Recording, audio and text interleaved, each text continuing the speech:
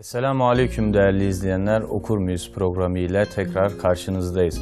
Bu hafta yayın konuğumuz Yusuf Kaplan hocamız.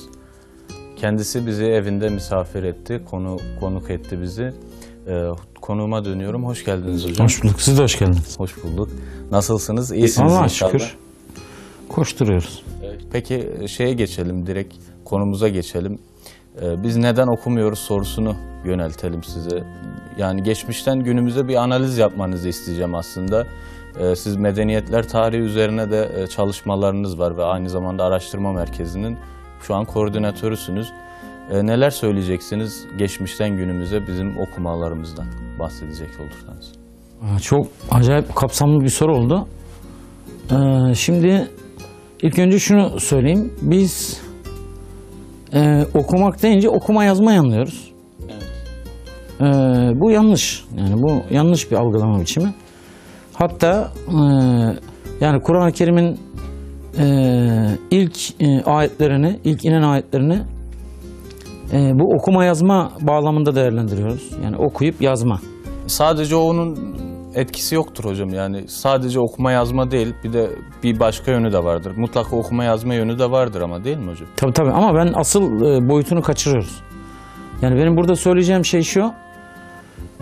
Yani benim biraz zihnimizi açacak bir cümle kuruyorum ben. Evet. Yani biraz üzerinde kafa patlattığım için bu meselelerin. Yani böyle bir cümle kurdum, özür dilerim. Estağfurullah. Yani biraz önümüzdeki süreçte zihnimizi açabilir bu tür cümleler. Bir şu, konuşlandığınız yer konuşmanızın içeriğini belirler. Konuşlandığınız yer konuşmanızın dilini, yerini ve yönünü tayin eder. Tamam mı? Şimdi biz bu Kur'an-ı Kerim'e bakarken, İslam'a bakarken nereden bakıyoruz? Yani İslam'a nüfuz ederek mi bakıyoruz? İslam'a nüfuz ederek mi bakıyoruz? Hayır.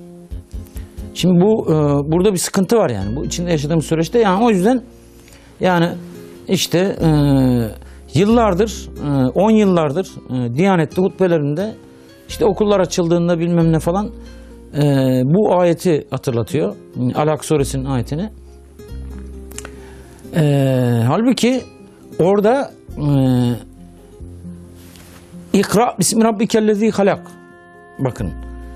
Halakal insane min, bak bu halakal insane devam ediyor o, tamam mı? Şimdi orada yaratılışı okumaktan bahsediyor, tamam mı? Modern dünyada işte okulların açılması falan sürecinde okuma yazma meselesine getirmek, meseleyi oraya indirgemek, o ayetleri oraya indirgemek, okuma yazmanın okumanın dolayısıyla ruhunu yitirmesine zemin hazırlamak demek. Okuma dediğimiz şey aslında kişinin olmasıdır. Yani bilmekle ilgili değil o. Olmakla ilgili bir şeydir. Bu önemli bir şey. Yani bu yani sadece ilimle ilgili değil, aynı zamanda amelle ilgilidir. Yani irfanla ilgilidir. İlmin amele dönüşmesi lazım. Amele dönüşmeyen ilim çok tehlikelidir. Yani dolayısıyla faydasız ilimden Allah'a sığınırım derken, hadisi var zaten. evet, yani Allah'a sığınırım derken Hazreti Peygamber Aleyhisselam boşuna söylemiyor. Yani şimdi bunun altını çiziyorum. Yani bizim içinde yaşadığımız dünya modern dünya. Biz şu an bir modern dünyanın, bir şekilde postmodern dünyanın içinde yaşıyoruz. Bizim zihin kalıplarımızı, davranış biçimlerimizi belirleyen şey İslam değil. Yani İslam'a konuşlanarak konuşmuyoruz aslında biz. Yani hem zihnimizi hem zeminimizi, yaşadığımız zemin, hem düşünme biçimlerimizi, algılama biçimlerimizi nasıl çözebileceğimizi, nasıl anlayabileceğimizi, anlamlandırabileceğimizi ve aşabileceğimizi bize gösteren bir anahtar. Yani bir enfüsten, bir de afaktan söz ediyor Allah Teala, değil mi? Yani enfüs dikey eksendir, afak yatay eksendir. Enfüs Mekke sürecidir. Benim yaptığım şey bu. Benim İslam düşüncesine Fütuhat-ı Medeniye ile yani benim yazdığım 12 cilt kitapla vereceğim katkı yani Allahu alem burada gizli asıl. Yani biraz İslam'ın hakikat tasavvuruyla sünnet-i seniyi buluşturuyorum. Yani yaptığım şey İslam'ın hakikat tasavvuru nedir? İşte enfüste afakta çıkılan yolculukta enfüs Mekke süreci, afak Medine süreci. Enfüs dikey eksen, afak yatay eksen. Bunun altını çiziyorum bakın. Evet. Dolayısıyla bu bizi Mekke artı Medine eşittir medeniyettir. Yani bizi oraya götürüyor. Yani bizim kafamızdaki, zihnimizdeki medeniyetle ilgili bütün algılama biçimlerinin hepsi yanlış. Yani hepsi doğrudan Batı uygarlığı ile ilgili algılama biçimleri. Yani Batılılar Batı uygarlığından ne anlıyorsa biz de İslam medeniyeti derken onu kastediyoruz. Yani neyi kastediyoruz? İşte diyoruz ki İslam'da kent dinidir. Kent. İslam'da kent yok abi.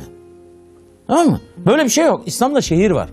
Medine var. Yani Medine ile City'yi dolayısıyla karıştırmamak lazım. Yani bunu batıdaki insanlar bile gördüler. Batıdaki birinci sınıf adamlar bunu gördüler ama bizim Müslümanlar bunu henüz kavrayabilmiş değiller. Tamam mı? Deleuze bunu çok güzel anlatır. Deleuze çağımızın en parlak düşünürlerinden biridir. Deleuze Batı uygarlığında City kavramıyla İslam medeniyetinde Medine kavramını karşılaştırır ve çok önemli bir şey söyler. Der ki Batı uygarlığında City kavramı, kent yani garnizon metaforuyla açıklanabilir der. Garnizon, bakın bu unutmayın, bu askeri bir terim. Evet. Yani dağ başında, dolayısıyla hayattan izole, dolayısıyla hakikatten, gerçeklerden kopmuş bir yerleşim yeri. Medine kavramını da galaksi kavramıyla açıklar. Galaksi, bakın bu da enteresan bir şey. Garnizon ve galaksi hocam. Yani Tabii. Bir tarafta garnizon var, bir diğer tarafta galaksi. Galaksi, sonsuz, yani uçsuz bucaksız açılan, yapılan bir yolculuk, tamam mı? Bunu görmüş adamlar, bunu görüyor. Deleuze ama sıradan birisi değil. Deleuze çağımızın en parlak düşünürlerinden birisi. 5 kişiden biri. Hocam Müslümanlar niye bunu daha görmüş değil? Ben onu söylüyorum. İslam medeniyeti, yani ilk sorduğunuz soruya böyle cevap vereyim dedim. İslam medeniyeti diye bir şey yok. Yani insanlar İslam medeniyetinden bahsediyor. Vay İslam medeniyetine saldırı var, İslam medeniyetine saldırı var diye bir şeyden bahsediyor. Yok böyle bir şey. Bitti. Bitti bu. Tarih artık Müslümanlar tarafından yapılmıyor. Tamam mı? Yani zihnimizdeki medeniyet algısı Batı uygarlığı neyse o. Batı uygarlığından Batılılar ne anlıyorsa biz de onu anlıyoruz. Tamam mı? Yani onlar diyor ki işte bilim, teknoloji, ilerleme falan. Biz de diyoruz ki ya bizde de bilim var. Bizde İslam ilerlemeye engel değildir, mani değildir falan filan. İslam akıl dinidir bilmem ne falan. Tam oraya konuşlanıyoruz. Bakın dikkat edin. Yani Avrupa düşüncesini, Avrupa uygarlığına konuşlanarak kendimizi anlamaya çalışıyoruz. Kendimizi anlamaya, buradan bir şey çıkar mı? Asla. Buradan İslam'ı biz hiçbir zaman anlayamayız. İslam'a nüfuz edemeyiz. Bu çok önemli bu söylediğim şey. Müslümanlar bu meseleyi çözemediler henüz. Yani Türkiye'deki İslami ne diyelim yani artık şey kullanmak istemiyorum ama işte entelektüel aydın falan diyeceğim ama yani entelektüel aydın, yani Müslümanın entelektüel aydını falan olmaz. Yani onlar hep ithal kavramlar. Bize ait kavramlar değil. Yani bir şekilde entelektüel ilgileri olabilir. Yani fikri ilgileri falan olabilir. Evet. Ama bu kavramlar apayrı kavramlar. Başka bir uygarlığın öncü kuşakları bunlar. Yani entelektüel, aydın, stratejisyen, akademisyen bilmem ne falan bize ait kavramlar ve bize ait adamlar değil bunlar. Tamam mı? Kişiler değil.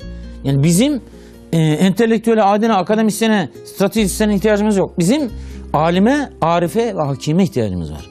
Alim olacak, Gazali gibi, arif olacak, işte İmam Rabbani Hazretleri gibi, İbn Arabi Hazretleri gibi ve hakim olacak, hikmetle uğraşacak, tarihin hikmetini, ruhunu falan esprisini kavraması bakımından spesifik olarak İbn Haldun'u kastediyorum. Bu tartışmaya açık bir şey. İbn Haldun'la ilgili söylediğim şey. Ama benim söylediğim şey şu. Yani ilim yolculuğu yapacak alim, irfan yolculuğu yapacak arif, hikmet yolculuğu yapacak hakim. Tamam mı? Şimdi bu insanlar ancak bizim önümüzü açabilir. Yani birinci medeniyet krizini biz böyle açtık. Tamam mı? Yani biz İslam'ı okuyamıyoruz. Biz İslam'ı anlayamıyoruz yani. İslam'ı anlayamıyoruz. İslam'a nüfuz edemiyoruz. İslam'a neyle bakıyoruz? Başkalarının gözlükleriyle bakıyoruz. Başka bir yerden bakıyoruz. O yüzden şunu söylüyorum. Ama Batı'nın gözüyle İslam'a bakıyoruz aslında. O yüzden şunu söylüyorum. Yani konuşlandığınız yer konuşmanızın içeriğini belirler diyorum. Durduğunuz yer gördüğünüz şeyi belirler, tayin eder. Durduğunuz yer gördüğünüz şeyi tayin eder. Tamam mı? Yani nerede duruyorsanız, yani biz aslında buradayız diyoruz. Burası neresi?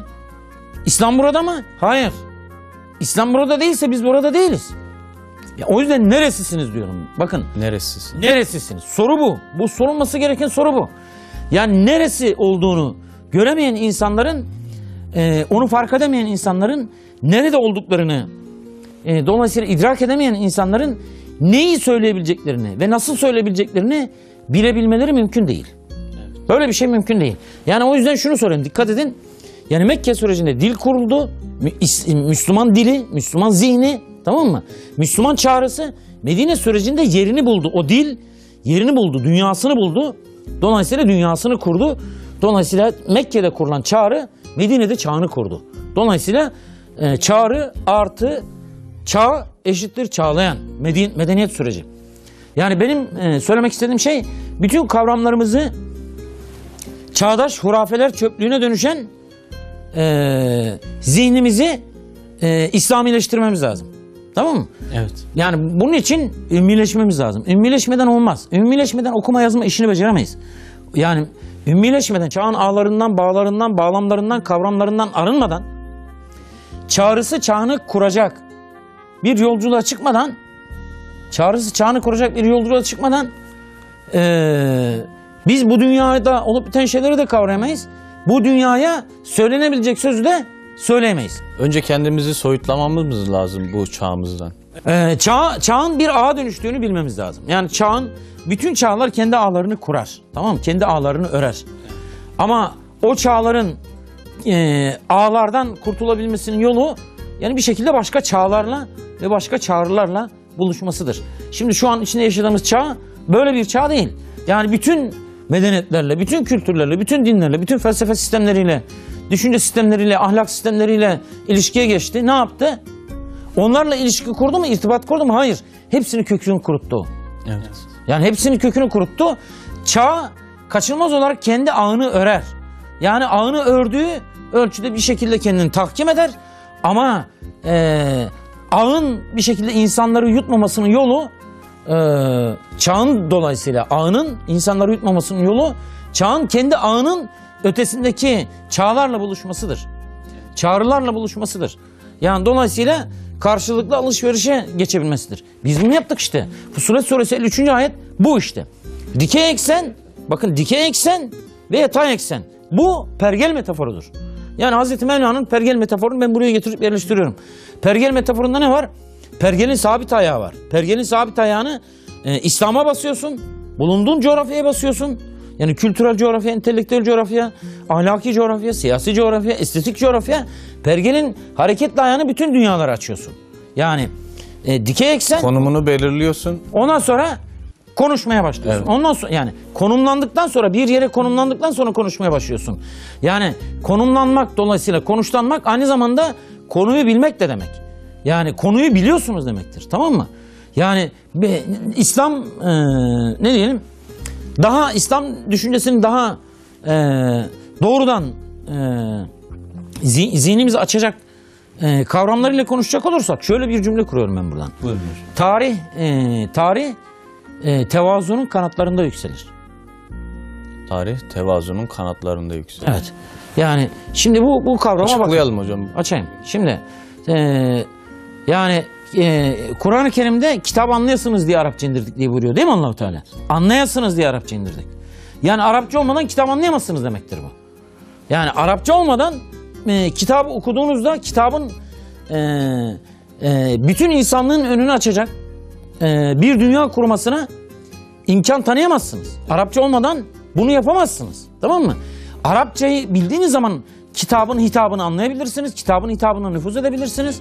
Dolayısıyla bütün insanlığın önünü açacak bir yolculuğa çıkabilirsiniz. Şimdi bu ayet çok önemli bir ayet. Anlayasınız diye Arapça indirdik, tamam mı? Şimdi tevazu nun kökününe gittiğimiz zaman, yani etimolojik olarak, köken olarak, semantik olarak, anlam dünyası ve tarihi olarak incelediğimizde karşımıza enteresan bir şey çıkıyor. Yani vada'a kökünden türüyor. Bakın. Tamam mı? Vav, dat ve dolayısıyla ayn. Şimdi tevazu kişinin mevzuyu bildiğini gösterir. Mevzu, o da aynı kökten geliyor. Dikkat edin. Mevzu, tevazu. Bakın mevzuyu bildiğini gösterir. Mevzu dolayısıyla aynı zamanda mevziyi bildiğini de gösterir. Yani mevzuyu bilmesi kişinin mevziyi bilmesinde. Cephesini de bilecek. Yerini, haddini. Yani haddini bilecek, yerini bilecek. Tanrılaşmaya kalkmayacak, sapıtmaya kalkmayacak, ipin ucunu kaçırmayacak. Yani okuma budur aslında. Okumaktan kastettiğim şey idrak etmektir. Nüfuz edebilmektir, tamam mı? Yani bizim yaptığımız şey, okumadan anladığımız şey, işte kitabı okuyacaksın. Kitabın sayfaları. Sadece bilgilenme, epistemolojik. Evet. Yani bu batıdan gelen bir şey. Bu çok tehlikeli bir şey. Yani Sokrat'ın başımıza bela ettiği şey bu. Yani Sokrat insanlığın başına gelmiş en büyük beladır diyorum ben. Sokrat, yani ne alakası var diyeceksiniz. Şu an yaşadığımız dünyanın temellerini atan adam Sokrat. Yani şu an Müslümanların zihinlerini idiş eden dünyanın, çağdaş hurafeler çöplüğüne çeviren dünyanın, tamam mı? Kendi dünyalarının temellerini de dinamitleyen dünyanın temellerini atan adam Sokrat'tır. Yani Sokrat insanın gökle irtibatını kopardı, yere indirdi, yere kilitledi. İnsan gökten yere düştü. Tamam mı? Yani artık insan felsefesi var artık. Sokrat'tan önce ne var? Presokratiklerde, yani Sokrat öncesi Grek düşüncesinde ne var? Tabiat var, tabiat üstü var, mitoloji var, bir şekilde ilahi olan var bir şekilde. Sokrat'la birlikte ilk defa tabiatla ilgili düşünme faaliyetini, irtibatı dolayısıyla tabiat üstüyle, ilahi olanla, mitolojiyle kopardı. İnsan gökten, semavi olandan arıza yere düştü. Bakın, dolayısıyla okumalarımız da o yöne mi eğildi? bakın oradaki tabii yani orada şöyle bir şey kuruldu. Orada bir uygarlık kuruldu. Pagan uygarlık bu. Pagan, putperest uygarlık, tamam mı? Asıl putperest uygarlık bu. Yani Sokrat'la birlikte temeller atılan şey antroposantrizmdir. İnsanın tanrılaştırılmasıdır. Antroposantrizm, insan merkezcilik. İnsanın her şeyin merkezine yerleştirilmesi. Dolayısıyla insanın Tanrı'nın yerine yerleştirilmesi. Bu çok önemli bir şey. O yüzden onu söylüyorum. Bakın insan gökten yere düştü. Yersizleşti. Yani asıl yerini yitirdi, mevziyi. Asıl mevziyi yitirdi. Asıl konumunu yitirdi. Yani ilahi olanla irtibat koptu. İlahi olanla irtibatla konumunu insan belirleyebilir. İlahi olanla irtibatını sürdürebildiği ölçüde konumunu, sınırını, haddini, dolayısıyla konuşmasını, dolayısıyla konusunu kavrayabilir, bilebilir. Tamam mı? Yani dolayısıyla yere düştü, yersizleşti. Yani dolayısıyla yerini yitirdi. Tamam mı? Evsizleşti ve her şey yerinden etti. Her şey yerinden etti. Yani sadece bu dünyaya, fizik dünyaya kilitlendi. Tamam mı? Dolayısıyla bu fizik dünya üzerinden bir metafizik kurmaya kalkıştı. Saçma bir şey bu. Yani Marx'ın metafiziğinden bahsediyoruz o yüzden, değil mi? Evet. Descartes'in metafiziğinden bahsediyoruz. Ne alaka? Yani Descartes'in metafiziği olabilir mi ya? Böyle bir şey olabilir mi? Hele Marx'ın metafiziği ne demek ya? Yani Marx metafizikle savaşan bir adam. Değil mi? Ha, buradaki metafizik ne? Buradaki metafizik fizik üzerinden, kabuk üzerinden kurulmuş. Kabuğun metafizik tanımı bu. Tanımı. Kabuğun her şeyi açıklama gücüne sahip olması. Fizik dünyanın, yani görünür dünyanın her şeyi açıklama gücüne sahip olması. Fizik dünya, görünür dünya her şeyi açıklama gücüne sahip değildir. Kant o yüzden büyüktür. Kant o yüzden büyüktür. Yani Kant o yüzden büyük, geldi darbeyi vurdu. Yani aklı kritik etti, değil mi? Bütün asıl şey aklın aşırılıklarına dikkat çekti. Yani numenler, fenomenler üzerinden ne dedi? Yani bu İslam düşüncesinden doğrudan Kant'ın beslendiği bir şey. Bunun altını da çiziyorum. Yani Kant burada Gazali'den özellikle besleniyor. Tamam mı? Yani bu, ama kaynaklarını falan gizliyor bunlar. Bunlar enteresan şeyler. Bunlar ortaya çıktı. Bunlar Batı'da, bizzat Batılı Müslümanlar uyuyor hala, tamam mı? Hocam bir reklam arasında. Bunu bitireyim ama. Tabii buyurun. Yani Müslümanlar henüz daha İslam'la nasıl ilişki kurabileceklerini, irtibat kurabileceklerini, İslam'a nasıl nüfuz edebileceklerini bilmiyorlar. Yani ben Kur'an'a ve sünnete gidebilirim diyor. Gidemezsin. Yani çağın ağlarını, bağlarını, bağlamlarını aşmadığın sürece Kur'an'a gidemezsin, sünnete gidemezsin. Çağın ağlarını, bağlarını, bağlamlarını, kavramlarını Kur'an'a giydirirsin. Yani o zaman Kur'an'ı, sünneti tanınamaz hale getirirsin. İlk önce bizim bu çağın ağlarından, bağlarından kurtulmamız lazım. Onun yolu da çağı tanımaktan geçer. Çağı tanıyamadığınız sürece kesinlikle kendi çağrınızın önünü açamazsınız. Çağı tanıyamazsanız tanımlanırsınız. Hazreti Peygamber hayatın ortasına gönderildi. mesele yani birkaç şey dikkat çekmek istiyorum. Yani birincisi yani biz yerimizi belirginleştirmediğimiz sürece dolayısıyla dilimize kavuşmadığımız sürece, İslami bir dile kavuşmadığımız, İslami bir zihne, İslami dilden kastettiğim şey o. Mesela mimarinin dili. Evet. Yani bizim mimarimiz ne kadar Müslümanlar? Şehrin dili. Şehir ne kadar Müslümanca bir şehir değil mi? Ne kadar şu an yaşadığımız şehirler. Yani falan, yani bunu çoğaltabilirsiniz. Müslüman zihne, kavrayış biçimine, idrak biçimine, algılama, duyma, düşünme biçimlerine, Müslüman dili derken kastettiğim şey bu, idraki. Kavuşamadığımız sürece biz ne okursak okuyalım hiçbir şey anlayamayız. Yani dolayısıyla Müslüman zihni ve Müslüman zemini. Müslüman zihni dikey eksen, Mekke süreci ve enfüs boyutu. Orada ne var? Müslüman zihni bizi nereye götürecek? Mekki ayetleri. Dikkat edin. Mekki ayetler tenzihi boyuttur. Aşkın olana, melekûtü olana açılan boyuttur. Dolayısıyla afak dolayısıyla Medine süreci orada ne var? Orada da teşbihi boyut var. Medeni ayetlerde teşbihi düzleme açılıyor. Orada da mülk alemine doğru yolculuk yapıyoruz. Yani melekût aleminde Mekke'den süt emiyor. Dolayısıyla mülk aleminde melekût aleminden devşirdiği tohumları toprağa durduruyor. Evet. Tohumları meyveye durduruyor. Merve. Toprağa ekiyor, meyveyi durduruyor. Dolayısıyla bunun sonucu bizi medeniyete götürüyor. Tamam mı? Yani bizim ilk önce bu medeniyet fikrini gözden geçirmemiz lazım. Yani medeniyet fikrini bize kazandıracağı şey nedir? Medeniyet fikri bize bütüncül bakış açısı kazandıracak. Tamam mı? Yani şu an içinde yaşadığımız dünyada nasıl bakıyoruz biz? Bütün Müslümanlar, bütün Müslüman entelektüeller, aydınlar, akademisyenler bilmem ne. Onlar da dahil. Nasıl bakıyoruz? Parçalı bakıyoruz. Seküler bakıyoruz. Parçalı. Dünyaya parçalı bakıyoruz. Eşyaya parçalı bakıyoruz. İslam'a bu seküler, parçalı, bölmeli zihinle bakıyoruz. Tamam mı? Bunun farkında değiliz ama. Bunun farkında değiliz. O yüzden ne diyoruz? İşte diyoruz ki İslam ilerlemeye engel değildir diyoruz. Hala oradan bakıyoruz. Bakın. Hala oraya konuşlanıyoruz. Konuşlandığımız yer hala Avrupa. Çünkü ilerleme. Put o. İlerleme putu. Yani ilerledi de ne yaptı bunlar? Yani Batılılar ilerlediler de ne yaptılar? İlerlemeden kastettikleri şey ne? Teknik, teknoloji. Yani bilimde, teknikte sıçrama gerçekleştirdiler. Evet. Yani araçlarda bir patlama yaşandı. Amaçlar yitirildi. Araçlar amaçların önüne geçti. Bakın çok önemli bir şey söylüyorum. Çok özür dilerim ama araçlar amaçların önüne geçti. Evet. Tamam mı? Dolayısıyla insan amacını yitirdi. Nietzsche bunun için çıldırdı. İnsan amacını yitirdi. Hakikatle ilişkisi koptu. Tamam mı? Dolayısıyla yani gelinen noktada kurdukları dünya ilk önce bütün kıtaları sömürgeleştirdiler, bütün dünyaları, bütün denizleri sömürgeleştirdiler. Sonra güçlerin zirvesine ulaştılar, değil mi? Dolayısıyla ne oldu? Yani Osmanlı dolayısıyla İslam medeniyetinin son temsilcisi olduğu için İslam medeniyetini tarihten uzaklaştırdılar. Sonra ne oldu? Yani Birinci Dünya Savaşı bu. İkinci Dünya Savaşı'nı Allah-u Teala başlarına bela etti. Yani dolayısıyla güçlerinin zirvesine ulaştığı andan itibaren bu şeyi özellikle kullanmak istiyorum. Zırvalamaya başladılar. Azmanlaştılar ve dolayısıyla o güç, sarhoşluğu birbirlerinin boğazına çökmelerine yol açtı. Ve Avrupa tarihten tabii yani Avrupa tarihten çekildi. Bütün bunların sorumlusu Sokrat'tır. Bütün bunların sorumlusu Sokrat'tır. Sokrat sadece bilgilenmeye dayalı bir dünya önerdi bize. Bilgilenmeye dayalı, tamam mı? Yani şunu söylüyorum. Söylediğim şey şu. Batı uygarlığının ontolojisi yoktur. Sadece epistemolojiye dayanır.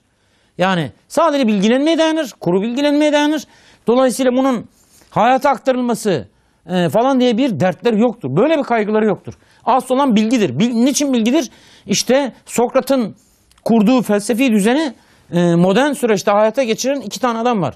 Yani bunları çoğaltabiliriz ama iki tane adamın altını özellikle çizmek istiyorum. Evet. Birincisi Francis Bacon, ikincisi Descartes. Tamam mı? Yani hem modern bilimsel devrimin kurucuları hem de modernliğin kurucuları bunlar.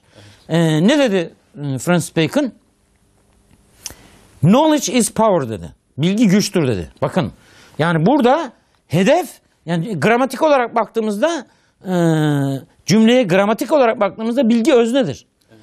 Ama semantik olarak baktığımızda asıl kastettikleri anlam bakımından baktığımızda özne güçtür. Tamam mı? Yani dolayısıyla asıl varmak istedikleri şey gücü ele geçirmek. Yani gücü nasıl ele geçirecek? Bilgiye sahip olacak. Yani araca sahip olacak. Yani tabiata, o yüzden Descartes ne dedi? O yüzden Descartes dedi ki tabiatın efendileri ve hakimleri olacağız. Kimsin sen ya? Adamı görüyor musun? Tanrılaşmanın boyutu bu işte. Yani insanın tanrılaşmasının, insanın azmanlaşmasının, ipin ucunu kaçırmasının vardığı nokta bu. Sadece bilgilenme. Tamam mı? Halbuki ontoloji. Mevzuyu bileceksin. Tevazu buradan geliyor. Yani dolayısıyla mevzini de bileceksin. O zaman vaz eden olabilirsin. O zaman bu dünyaya çeki düzen veren olabilirsin. Nasıl çeki düzen vereceksin? Sana verilen, senin için belirlenen yeri, dolayısıyla yetkiyi bilerek, değil mi? Nisbi bir varlık olduğunu idrak ederek, tabiatın efendileri ve hakimler olacağız diyerek tabiatı delik deşik etme ilkeliğine soyunmadan, bütün dünyayı, bütün insanlığı, bütün medeniyetlerin kökünü kazıma ilkeliğine soyunmadan. Yani orada dikkat çekmek istediğim şey şu, bakın. Bilgi güç olarak konumlandırdı bunlar. Niçin? Çünkü Tanrı fikrini yitirdiler, hakikat fikrini yitirdiler, insanı tanrılaştırdılar. İnsanı her şeyin ölçüsü ve ölçütü katına yükselttiler. Tamam mı? Yani bu Heidegger'in cümlesi. Heidegger çağımızın en büyük düşünürü, çağımızın. İnsanı her şeyin ölçüsü ve ölçütü katına yükselttiler. Bu çok önemli bir şey. Tamam mı? Çok tehlikeli bir şey. Yani dolayısıyla creative destruction üretti bu. Yani bu yaratıcı tahriptir bu. Marx'ın modernlikle ilgili kurduğu cümle. Yaratıcı ama tahripkar. Tamam mı? Yıkıcı. Yani o tırnak içinde yaratıcı ve yıkıcı olanlardan biri de kendisi. Yani aslında kendisini anlatıyor. Marksizmi de dolayısıyla anlatmış oluyor. Yani buradan gelmek istediğim şey nokta şu. Bakın. Sokrat'la birlikte insan semadan arza düştü. Dolayısıyla arzda arzi olanın ürettiği maraziliklerin taarruzuna maruz kalmaktan kurtulamadı. Tekrar alabilir miyiz hocam bu cümleyi? Arzı mutlaklaştırdığı için arzi olan, tamam mı? Geçici olan, arzi olanın ürettiği maraziliklerin yol açtığı taarruzlara maruz kalmaktan kurtulamadı. Tam onu yaşıyoruz zaten. Şu an geldiğimiz noktada ne yaptı? Gücü putlaştırdı. Güce sahip olma güdüsü modern insanı, seküler insanı, batılı insanı güttü. Güttü. Sahip olma güdüsü tarafından güdüldü. Yani güce sahip, yani sahip olduğu şey kişiye sahip olur sonunda. Bunu unutmamak lazım. Sahip olduğu şey kişiye sahip olur sonunda. Bunlar işte güce sahip olma güdüsüyle hareket ettiler. Çünkü Tanrı fikrini yitirdiler. Kendilerine olan güvenleri kayboldu. Kendilerine olan güvenlerini yitirdiler. Dolayısıyla kendine güvenini yitiren bir insanın bu dünyada yaşayabilmesi mümkün mü? Asla mümkün değil. Ne yapacak? Kendine güvenini tesis edecek. Nasıl yapacak? Gücü ele geçirecek. Tamam mı? Gücü ele geçirecek. Yani dolayısıyla papazın karşısına bütün orta çağlarda Avrupa tarihini şekillendiren bir figür var. Etrafında döndüğü kilise. Kilisenin dolayısıyla merkezinde bulunan papaz figürü. Hazreti İsa'nın da, İsa Mesih'in daha doğrusu, İsa Mesih'in kilisede tecessüm ettiğini unutmayalım. Evet. Bu da işin bu tarafı önemli. Akidelerinde öyle bir şey var. Kilise çok kutsal bir şey. Kiliseye dokunamazsınız, tamam mı? Yanarsınız. Dolayısıyla papaz figürünün karşısına İsa Mesih'i temsil ediyor. Papaz değil mi? Papaz figürünün karşısına ilk defa İtalyan şehir devletleriyle birlikte, merkantilist ekonomiyle birlikte, ön kapitalizm tüccar figürü çıkıyor. Tüccar papaza şunu söylüyor. Diyor ki sen bu dünyada vaat ettiklerini gerçekleştiremiyorsun diyor. Ama ben gerçekleştiririm. Ve dolayısıyla yani tam o modern dünya, seküler dünya, pagan dünya, asıl gerçek anlamda pagan dünya, Hristiyanlık da paganlaşmış durumda zaten de. Ama asıl gerçek anlamıyla insanın tanrılaştırıldığı, Tanrı fikrinin yitirildiği, hakikat fikrinin yitirildiği bir dünya. Böyle bir dünyada insanın yaşayabilmesi mümkün değil. Tanrı fikrini yitiren bir insanın yaşayabilmesi mümkün değil. Bakın bunu bir mümin olarak konuşmak gerekmiyor bu cümleyi, tamam mı? Bunu bütün belli başlı büyük düşünürler ve sanatçılar kurdular bu cümleleri, tamam mı? Mesela Dostoyevski ne dedi? Tanrı yoksa her şey mübahtır dedi. Çok enfes bir şekilde özetliyor her şeyi. Tamam mı? Yani Dostoyevski yani büyük bir romancı değil. Aynı zamanda düşünürdür Dostoyevski. İki, şu an çağımızdan bir örnek vereyim. Üstelik ateist bir adam. Ateist bir adam. Freud'den sonra psikanalizi yeniden kuran, Freud'u tartışan, aşmaya çalışan bir adam. Jacques Lacan. Ateist. Tamam mı? Adamın söylediği şey şu. Tanrı inancını yitiren bir insan, Tanrı inancını yitirdiği andan itibaren artık her şeyi tanrılaştırmaya başlamış demektir diyor. Bu çok önemli bir şey. Yani Tanrı inancını yitirdiği andan itibaren her şeyi tanrılaştırmaya başlıyor diyor. Şimdi dolayısıyla Tanrı fikrini yitiren bir insanın, hakikat fikrini yitiren bir insanın kendine olan güvenini yitirdiğini görüyoruz. Dolayısıyla onu temin edebilmesi için, tesis edebilmesi için, güven oluşturabilmesi için, kendine olan güvenini bir şekilde sağlayabilmesi için geçici de olsa ne yapması lazım? Gücü ele geçirmesi lazım. Yani dolayısıyla fakat gücü ele geçiriyor ama güç sonuçta onu ele geçiriyor. Ele geçirdiği güç sonuçta Şu an zaten onu ele geçiriyor. şu an zaten onu yaşıyoruz. Tabii. Yani aradaki fark bu. Yani çağı tanıyamazsanız tanımlanırsınız dedim. Bakın biz çağı tanıyamadığımız için tanımlanıyoruz. Tanıyamadığınız çağı değiştiremezsiniz. Tamam mı? O yüzden tanıyamadığımız çağı nasıl değiştirebileceğimiz konusunda cümle kuramıyoruz. Medeniyet fikrini yani bütün İslam'la ilgili kurduğumuz bütün cümleler aslında İslam medeniyetiyle ilgili daha emin bir şekilde cümle kurmuş olayım tartışmadan uzak. İslam medeniyetiyle ilgili kurduğumuz bütün cümleler Batı ile ilgili, Batı uygarlığı ile ilgili cümleler. Evet. Tamam mı? Oraya konuşlanıyoruz. Dolayısıyla orayı konuşuyoruz. Tamam mı? Yani orayı yeniden üretmiş oluyoruz aslında. Orası bittiği halde yani Batı uygarlığı, modern Batı uygarlığı artık çöktü. Yani 19. yüzyılın sonundan itibaren Nietzsche bunu haykırdı. Yani bugün Batı uygarlığı bil fiil yaşıyor ama bil kuvve çökmüştür. İslam medeniyetinin en sofistike temsilcisi Osmanlı bil fiil çöktü ama bil kuvve yaşıyor. Bakın Batı uygarlığı bil fiil yaşıyor, güce sahip olduğu için, güç üreten araçlara sahip olduğu için. Bunu Paul Feyerabend bize çok güzel anlattı. Ne dedi? Paul Feyerabend çağdaş bilim felsefesinin en önemli isimlerinden biri. Cins bir adam. Anarşist bir adam aynı zamanda. Anarşistler adamdır. Onu da söyleyeyim. Buradaki anarşist bütün bu işte gücü insanı falan putlaştırmaya karşı çıkan insanlar bunlar, tamam mı? Düzeni yıkmaya çalışıyor. Sadece düzen değil. Gücün putlaştırılmasına, insanın putlaştırılmasına karşı çıkan insanlar bunlar. Evet. Ama bunu unutmayın. İktidarın dolayısıyla putlaştırılmasına karşı çıkan insanlar. Yani Batı'da bize en yakın olan insanlar bunlar ama Batı'da artık anarşistler falan kalmadı. Yani iş karikatürize oldu. Şunu söylüyor Paul Feyerabend. Diyor ki Batı uygarlığı yeryüzünde kurduğu hegemonyayı iki şeye borçlu diyor. Bir, silah. İki, reklam. Bitti. Tamam mı? Yani Batı uygarlığı bil fiil yaşıyor. Güce sahip olduğu için, güç üreten araçlara sahip olduğu için ama bil kuvve çöktü. Sahip olduğu şey kendisine sahip oldu. Yani araçların hükümranlığını konuşuyoruz. Dolayısıyla niteliğin ortadan kalkması, niteliğin kaybolması, niceliğin hükümranlığını ilan etmesi. Niceliğin hükümranlığını ilan etmesi. Normların ortadan kalkması, formların norm katına yükseltilmesi. Evet. Formlar norm katına yükseldi şu an, tamam mı? Yani şimdi dolayısıyla insan yolunu şaşırdı. Burada Batı uygarlığı bil fiil yaşıyor ama bil kuvve çöktü dedim. Çöküşünü Nietzsche 19. yüzyılda bize çok güzel anlattı. Ne dedi? Aynen aktarıyorum. Bakın dedi ki 19. yüzyıl zirve noktası. Batı uygarlığının Avrupalıların ulaştığı en zirve nokta. Felsefede, sanatta, siyasette falan her alanda ulaştıkları en zirve nokta. Romantizmin dolayısıyla aynı zamanda meydan okuduğunu da bilelim. Yani bütün romantizm üzerinden gelen bütün sanat akımlarının işte empresyonizm, ekspresyonizm, postları, dadacılık, sürrealizm, kübizm bilmem ne falan, varoluşçuluk. Bunlar önemli şeyler ama. Bunlar bizatihi Batı modernliğine meydan okuyan akımlar. Meydan okuyan akımlar. Evet. Siz bizi felaketin eşiğine sürüklüyorsunuz diye haykıran akımlar bunlar, tamam mı? Modernizmle modernlik farklı şeyler. Türkiye'de İslami kesimlerin kafası çöplük. Tamam mı? Adam modernizm ve din diyor. Modernizm, çok özür dilerim ama çok özür dilerim izleyicilerden. Modernizm modernliğin vaatlerini gerçekleştirememesine karşı, modernliğe karşı başlatılmış bir başkaldırı hareketi.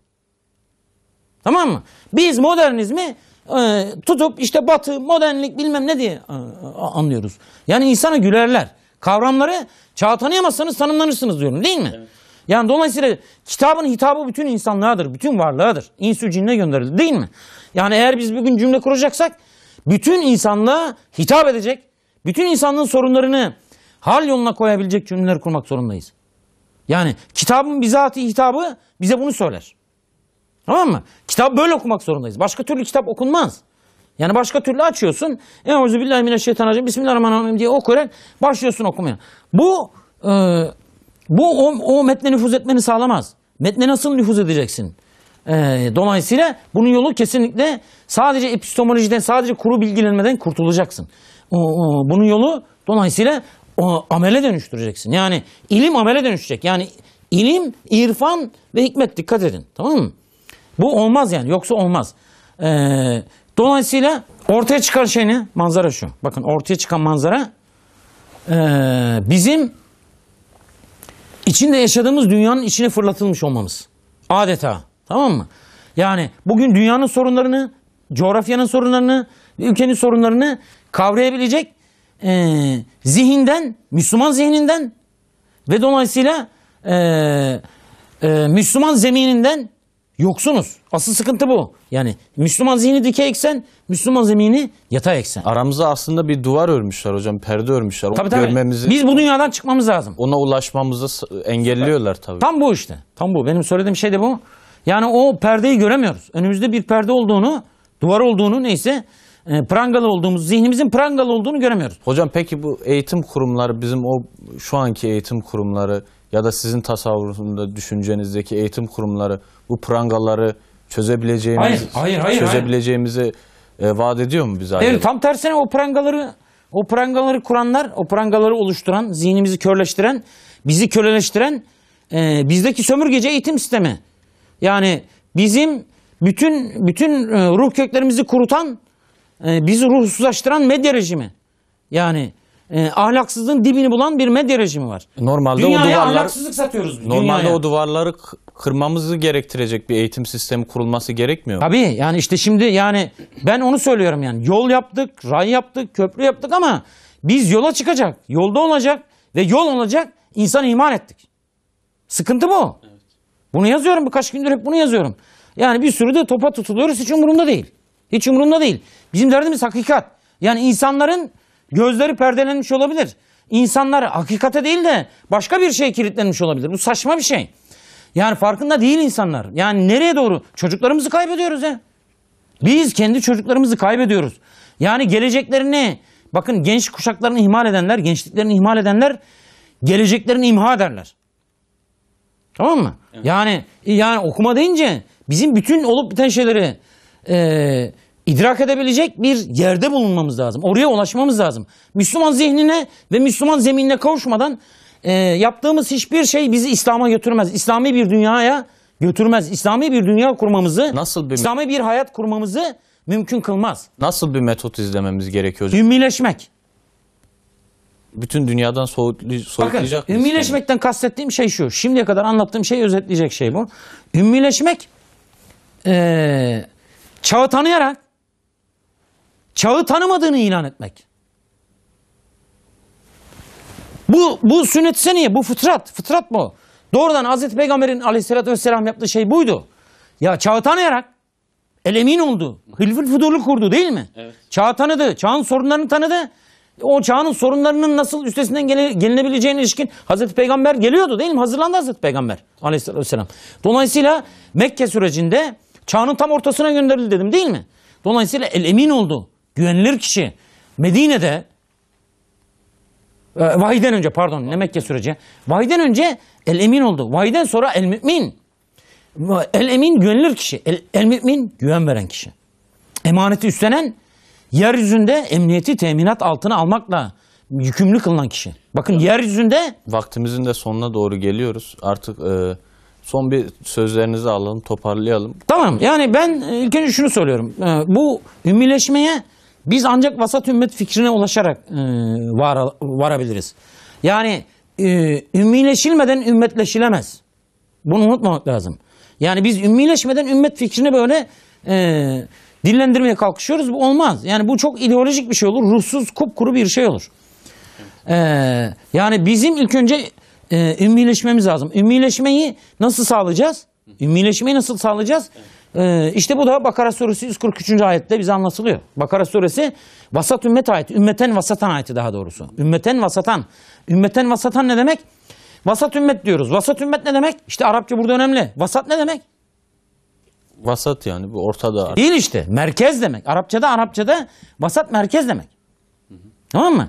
Yani vasat ümmet, orta ümmet, ortalık malı ümmet değil. Böyle bir şey yok. Biz böyle algılıyoruz. İtidalli ümmet bilmem ne falan. Yani suya sapına dokunmayan böyle anlıyoruz. Yani anladığımız şey yani itidalden anladığımız şey bu. Halbuki itidal adaletle ilgili bir şeydir.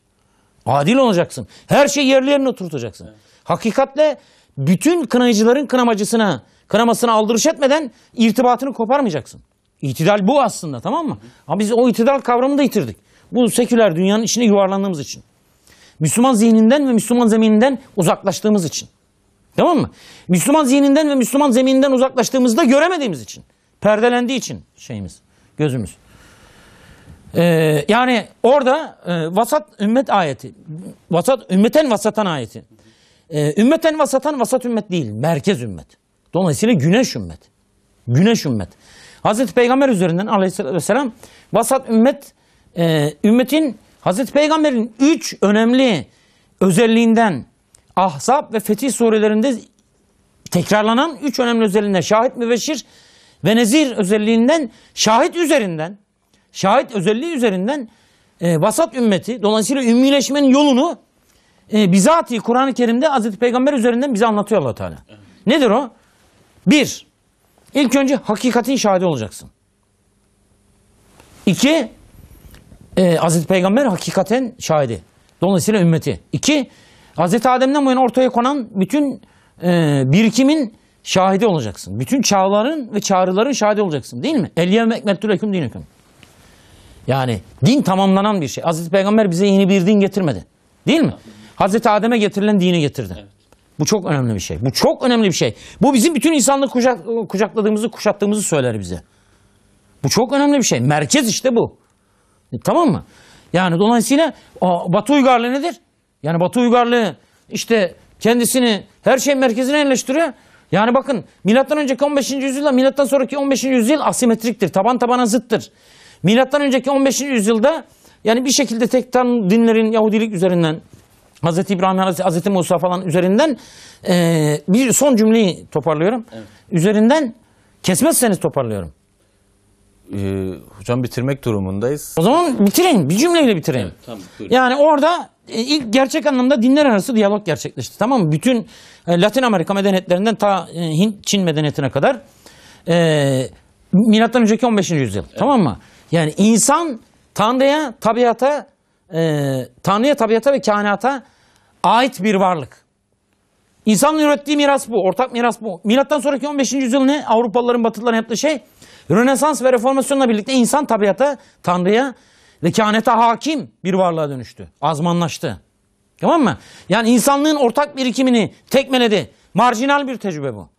İnsanlığın marjinde yer alan bir tecrübe ve bütün insanlığın önünü açacak en evrensel tecrübe ürettiğini söylüyor. Saçma bir şey. Dünya evrensel olarak ne verdiler bunlar? İnsan hakları, özgürlükleri bilmem ne falan diye bahsediyor. Yani Tanrı fikri, hakikat fikri, eşya fikri, insan tasavvuru konusunda hangi medeniyetten, hangi kültürden daha evrensel bir şey ortaya koydular?